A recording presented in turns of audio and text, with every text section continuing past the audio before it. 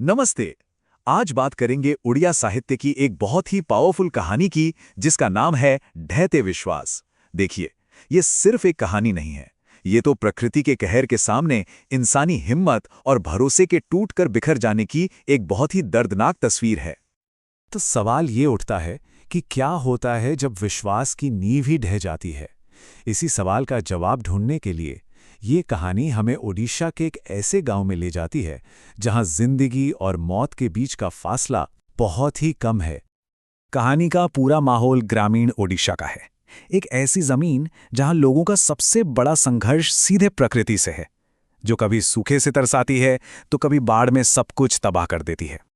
यहाँ लोगों की जिंदगी एक पतले से धागे से बंधी हुई है। जिस प्रकृति पर वो जीने के लिए निर्भर है, वही उनकी सबसे बड़ी दुश्मन भी बन जाती है। उनकी किस्मत सूखे और बाढ़ के बीच पिसती रहती है और हर पल एक अनजाना सा डर बना रहता है।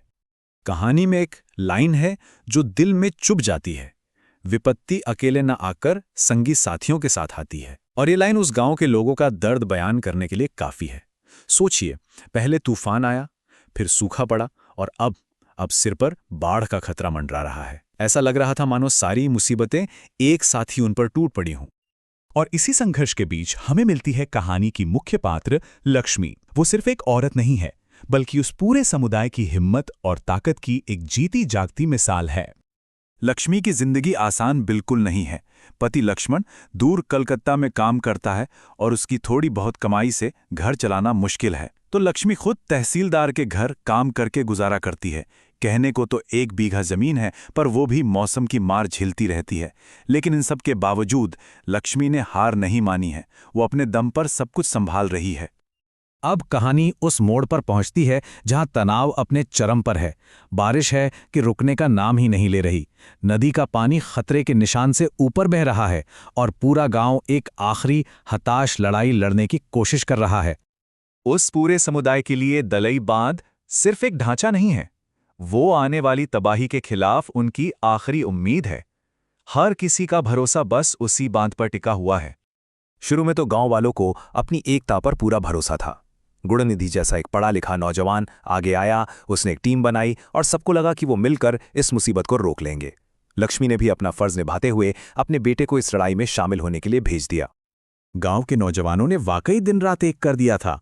वो सिर्फ रेत की बोरियां नहीं उठा रहे थे, बल्कि अपने कंधों पर अपने घरों, अपने परिवारों और अपने भविष्य का बोझ उठाए हुए थे। लेकिन प्रकृति की ताकत के आगे इंसान की कोशिशें कब तक टिक पाती हैं? कहानी अब उस पल की तरफ बढ़ रही है जहां सब कुछ बिखर जाता है। सिर्फ बांध ही नहीं, बल्कि गांव वालों का भरोसा भी। और फिर बांध टूट गया। बस सिर्फ ये 2 शब्द, और इन 2 शब्दों में उस कहानी का सबसे विनाशकारी, सबसे दिल दहला देने वाला पल समाया हुआ है। उनकी सारी मेहनत, उनकी सारी उम्मीदें, सब कुछ एक पल में पानी में बह गया। एक तरफ पूरे गांव में हाहाकार मचा है, लोग अपनी जान बचाने के लिए इधर उधर भाग रहे हैं। वहीं दूसरी तरफ लक्ष्मी अकेले ही अपने और अपने बच्चों की जिंदगी के लिए एक बहुत ही गहरी और मुश्किल लड़ाई लड़ रही है। ये देखकर उस पल की भयावहता और भी बढ़ जाती है। और उसी भगदड़ में लक्ष्मी का सबसे बड़ा डर सच हो जाता है। बाढ़ का पानी उसके बच्चों को उससे छीन लेता है और उसकी दुनिया एक ही पल में उजड़ जाती है। कहते हैं तूफान के बाद जो सन्नाटा होता है वो तूफान से भी ज्यादा डरावना होता है। कहानी अब हमें उसी खामोशी में ले जाती है जहां त्रासदी और मां होने का एक बहुत ही अलग रूप देखने को मिलता है। जब लक्ष्मी को होश आता है तो चारों तरफ सिर्फ तबाही का मंजर होता है। वो देखती है कि सब कुछ बर्बाद हो चुका है और उसका अपना, उसका बेटा कहीं नहीं है। और इसी भयानक तबाही के बीच लक्ष्मी कुछ ऐसा करती है जो दिल को झकझोर कर रख देता है। अपना सब कुछ खो देने के बाद भी उसे एक अनजान बच्चे का शव मिलता है और वो उसे उठाकर अपने सीने से लगा लेती है।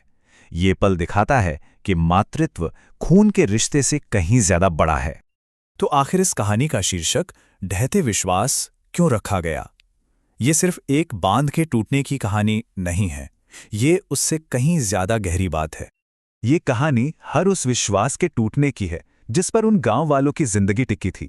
इंसानों की बनाई चीजों पर विश्वास, अपने समाज की एकता पर विश्वास और यहां तक कि भगवान पर विश्वास। सब कुछ उस पानी में बह गया।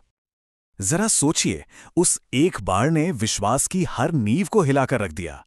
इंसानों के बनाए बांध टूट गए, गांव की एकता काम ना आ सकी, और यहां तक कि देवी देवताओं से की गई प्रार्थनाएं भी अनसुनी रह गईं। आखिर में लोगों के पास अपनी हिम्मत के सिवा और कुछ नहीं बचा था। और कहानी हमें एक बहुत बड़े सवाल के साथ छोड़ जाती है कि जब सारे सिस्टम फेल हो जाएं, जब हर तरह का विश्वास टूट जाए, तो आखिर इंसानियत के पास बचता क्या है? शायद इस सवाल का जवाब लक्ष्मी के उस आखिरी कदम में ही छिपा है।